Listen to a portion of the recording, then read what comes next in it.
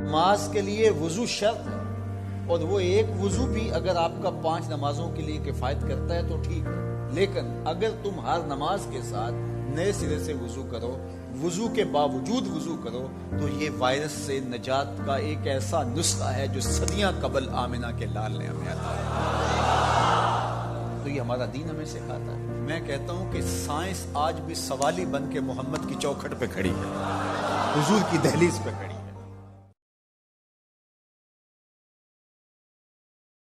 امام احمد بن حنبل بہت بڑے بزرگ گزرے ہیں۔ ایک روز سفر پر تھے کہ رات کے وقت ایک مسجد میں قیام کے لیے چلے گئے، تو مسجد کے جو خادم تھے انہوں نے یہ کہہ کر مسجد سے نکال دیا کہ یہ کوئی عبادت کا وقت نہیں ہے۔ تو امام مسجد کے باہر آ کر لیٹ گئے۔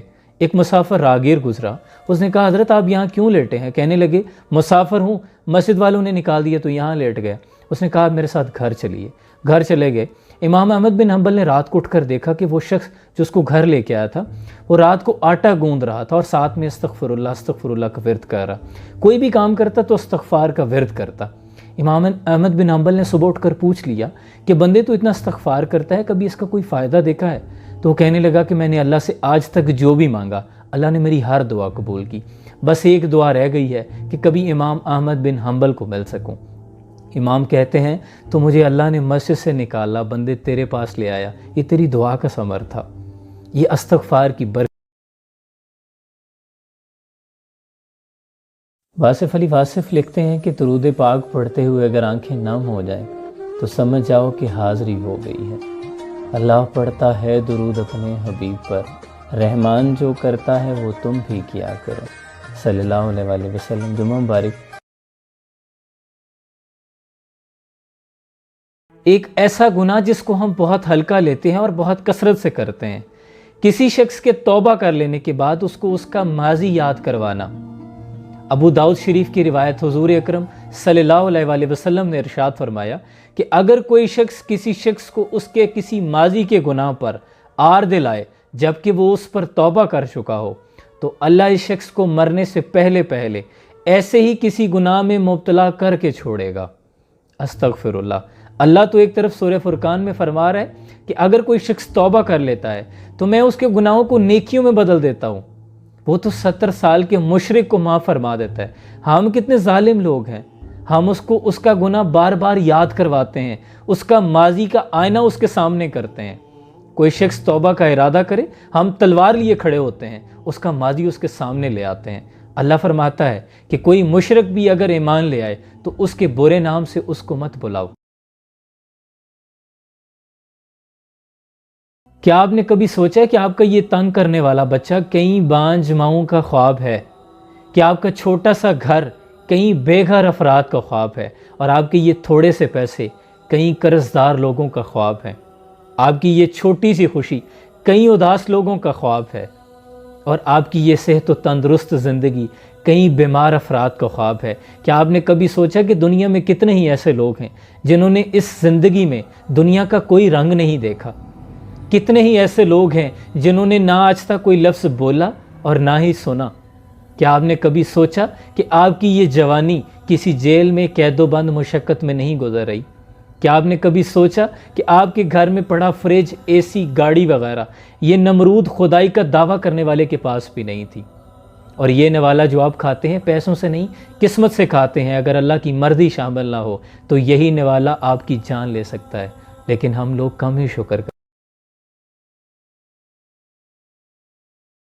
میں اپنے نوجوانوں سے مخاطب ہوں، ایک ایسی برائی جس کو بہت لائٹ لیا جاتا ہے۔ میں نے اکثر دیکھا ہے کہ لڑکوں کی جب سیٹنگ ہوتی ہے تو ایسی ڈوئل میننگ گفتگو کی جاتی ہے، ذو معنی فحش لینگویج استعمال کی جاتی ہے جسے اسٹریٹ لینگویج، ٹریش لینگویج کہتے ہیں۔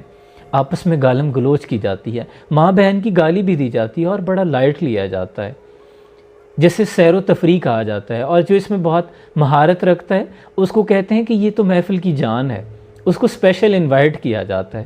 میرے دوستو، یہ سیر و تفریح نہیں ہے۔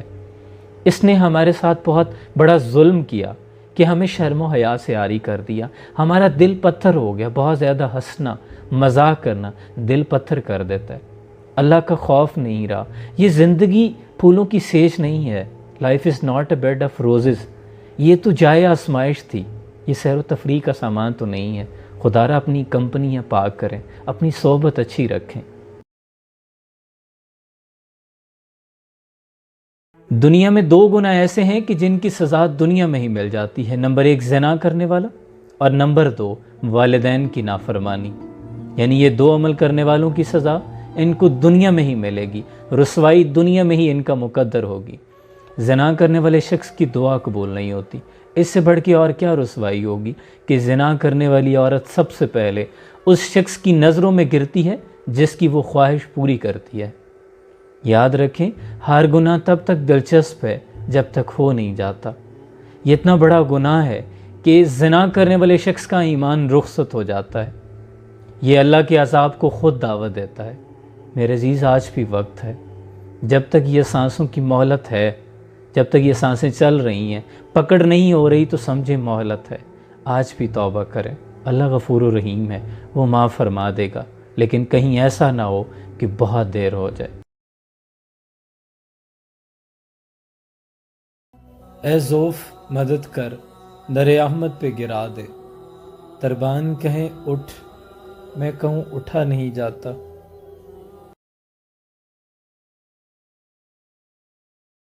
حضرت حسن بصری رحمۃ اللہ علیہ تابعی گزرے ہیں۔ آپ ایک روز اپنے شاگردوں کو پڑھا رہے تھے کہ ایک شخص آیا، عرض کرتا ہے کہ حضور میری اولاد نہیں ہے، میرے لیے کوئی وظیفہ بتا دیں۔ تو حضرت حسن بصری رحمۃ اللہ علیہ نے اسے کہا کہ تم کثرت سے استغفار کیا کرو۔ ایک دوسرا شخص آیا، کہنے لگا کہ حضرت میرے رزق میں کمی آ گئی ہے، برکت کے لیے کوئی وظیفہ بتا دیں۔ تو آپ نے اسے بھی کہا کہ استغفار کیا کرو۔ ایک اور شخص آیا کہ حضرت برسات نہیں ہو رہی، تو آپ نے اسے بھی کہا کہ استغفار کیا کرو۔ تو شاگردوں نے بڑی حیرت سے پوچھ لیا کہ حضرت آپ نے سب کے لیے استغفار کا ورد ایک ہی بتایا، جبکہ ان کی دعائیں اور تمنائیں مختلف تھیں۔ تو حسن بصری رحمۃ اللہ علیہ فرماتے ہیں، کیا تم نے سورہ نور نہیں پڑھی؟ اللہ فرماتا ہے تم کثرت سے استغفار کرو، اپنے گناہوں کی معافی طلب کرو، اللہ تمہارے لیے باغات پیدا کر دے گا، اللہ برسات نازل فرمائے گا، اللہ اولاد کی نعمت سے نوازے گا، اللہ تمہارے لیے نہریں کھدوا دے گا۔ کثرت سے استغفار کیا کرو۔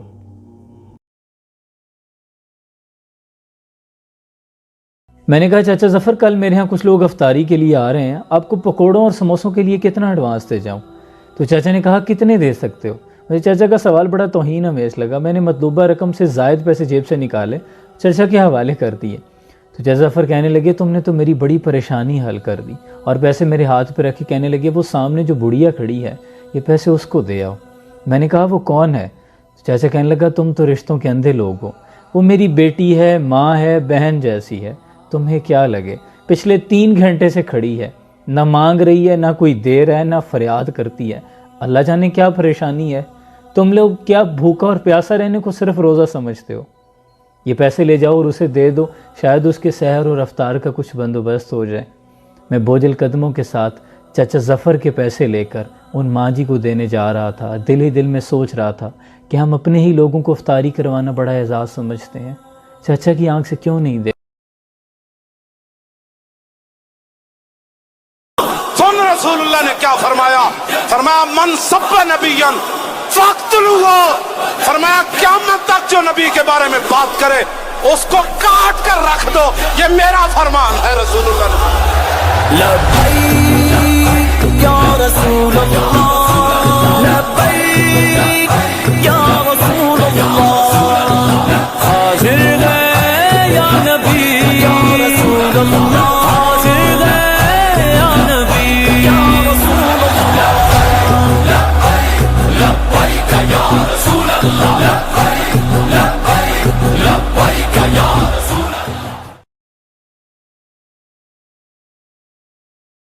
لیکن آپ اور میں گناہ کرتے ہیں، تو گناہ کرنے کے بعد جب خیال پیدا ہوا کہ معافی مانگنی چاہیے، تو جب ہم وضو کر کے قدم اٹھاتے ہیں توبہ کے لیے، تو ہمیں کوئی ایسا وسوسہ نہیں ہوتا کہ وہ معاف نہیں کرے، بلکہ حضرت داتا گنج بخش علی حجویری علیہ رحمہ کشف المعجوب میں ایک بزرگ کا قول نقل کیا کہ جس نے توبہ کی اللہ نے اسے معاف کر دیا۔ تو پھر ایک دوسرے بزرگ کا قول پیش کیا، کہا نہیں ایسا نہیں ہے کہ جس نے توبہ کی اللہ نے اسے معاف کر دیا، بلکہ یہ ہے کہ جس کو اللہ نے معاف کرنا تھا اس کو توبہ کی توفیق دی۔ وہ خود کہتا ہے نا توبو الی اللہ، میری طرف آؤ رجوع کرو، تو میری طرف آ کے اپنے گناہوں کی معافی مانگو، تو اللہ توبہ کے لیے بلا رہا ہے، تو جب بلا رہا ہے تو اس کا مطلب ہے معاف کر دیا تو بلا رہا ہے نا۔